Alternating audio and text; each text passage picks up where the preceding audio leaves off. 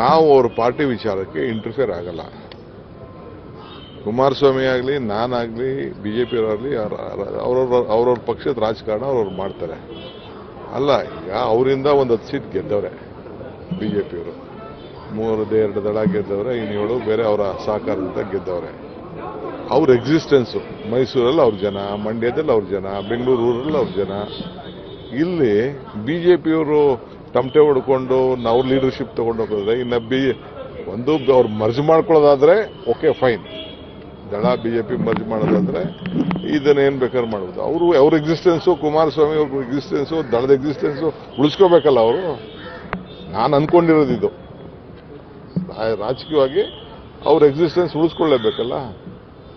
ಅದಕ್ಕೇನೋ ನಡೀತಾ ಇದೆ, ಅವ್ರು ಏನ್ ಬೇಕಾದ್ರೂ ಮಾಡ್ಕೊಳ್ಳಿ. ಈಗ ಪೆನ್ ಡ್ರೈವ್ ವಿಚಾರದಲ್ಲಿ ತಮ್ಮ ಮೇಲೆ ಆರೋಪ ಮಾಡ್ತಿದ್ರು, ಪೆನ್ ಡ್ರೈವ್ ನೀವು ಹಂಚಿದ್ರಿ ಅಂತ ಆರೋಪ ನೇರವಾಗಿ ಮಾಡ್ತಿದ್ರು. ಈಗ ಪ್ರೀತಮ್ ಗೌಡ್ರ ಮೇಲೆ ಆರೋಪ ಮಾಡಿದ್ದಾರೆ. ಈಗ ಅದೆಲ್ಲ ಈಗ ಬೇಡ, ಅದೆಲ್ಲ ಆಮೇಲೆ ನೆಕ್ಸ್ಟ್. ಈಗ ನೀವು ಫಸ್ಟ್ ಪಾದಯಾತ್ರೆ ವಿಚಾರ, ಯಾಕೆಂದ್ರೆ ನಾವು ಪಾದಯಾತ್ರೆಗೆ ನಾವು ರೆಡಿ ಮಾಡ್ಕೋಬೇಕಲ್ಲ. ಪಾದಯಾತ್ರೆ ಕೌಂಟರ್ ಏನಂತ ನಾವು ರೆಡಿ ಮಾಡ್ಕೊಳ್ತಾ ಇದೀವಿ. ನಮ್ಮ ಹತ್ರ 30 ಸ್ಕ್ಯಾಂಡಲ್ಸ್ ಇದೆ.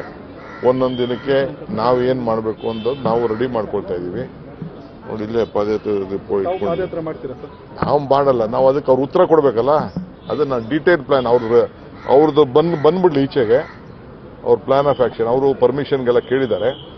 ಅದಕ್ಕೆ ನಾವು ಅದಕ್ಕೆ ಏನೇನು ಬೇಕೋ ಪ್ರತಿದಿನ ನಾವು ಅವ್ರು ಕೇಳಬೇಕಲ್ಲ. ನೀವು ಇದನ್ನು ಕೇಳ್ತಾ ಇದೀವಿ, ಇದಕ್ಕೆ ಉತ್ತರ ಕೊಡಿ ಅಂತ ಕೇಳಬೇಕಲ್ಲ. ಅದಕ್ಕೆ ನಮ್ದು ಪ್ಲಾನ್ ಆಫ್ ಆಕ್ಷನ್ ಇದೆ. ಸೊ ಅವ್ರದ್ದು ಅನೌನ್ಸ್ ಮಾಡಲಿ, ಆಮೇಲೆ ನಮ್ದು ಅನೌನ್ಸ್ ಮಾಡಿ.